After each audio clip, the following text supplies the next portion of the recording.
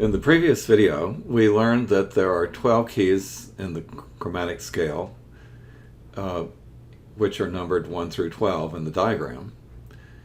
However, musicians typically pull out a subset of those keys, those piano keys that sound particularly good together. And so those keys, for example, would be the 7 white keys, all sound particularly good when played together.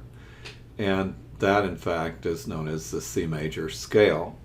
We can slide down the piano and we can look at the D major scale. And it's the same pattern of notes. It just slides down the keyboard as we go from one major scale to the next. Or we could go to the C sharp scale and we would have that kind of pattern. So, or any of the 12 keys in an octave could be the root note of a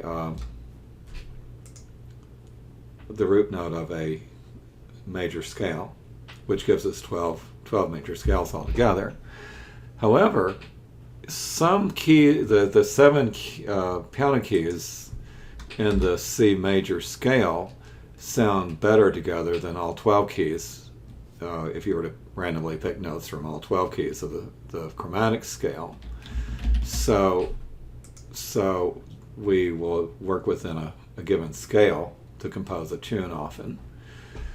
However, even within the major scale, some of the notes sound better than others together. For example, within any major scale, the first, third, and fifth notes sound better. They just sound good together. Now, the reason they sound good together is because the harmonics of these 3 notes align better than some of the other combinations. Each piano key strikes a string that vibrates, and the vibration creates a series of overtones above the fundamental frequency called harmonics. And when the harmonics of 2 notes align, we get a sound that sounds more harmonious in many cases.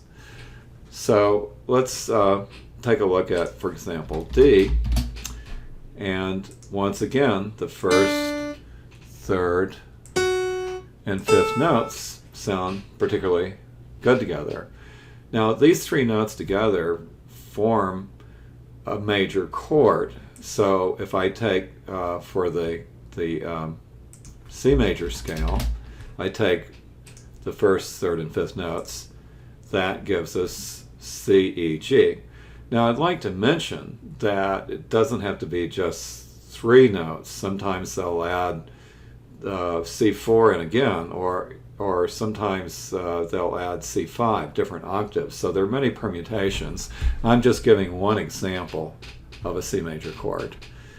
And if we drop this C major chord into a play chord code block, then we get something that will sound like this. And as you can hear, it does sound good together. So if we slide down the keyboard to D major, and now if we look at what D major, which 3 keys that would be, we wind up with this. And the D4, F sharp, and then A4. So if I drop that in, that gives us this. And as you can hear, it's essentially the same sound. So the first, third, and fifth keys of any major scale all give us the major chords. The major chord is always the first, third, and fifth notes within the 7 notes of the major chord. These 3 notes are harmonious because the harmonics of these 3 notes align when played together.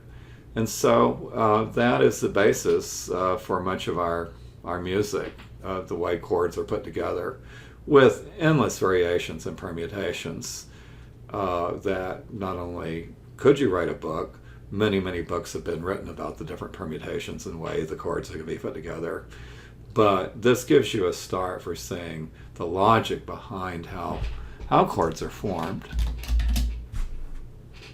So C major has the 7 best keys that sound harmonious together out of all of the 12 keys that begin with C. And then the C major chord includes the first, third, and fifth notes of that sequence of 7 keys. And the same for any other major scale within the chromatic scale.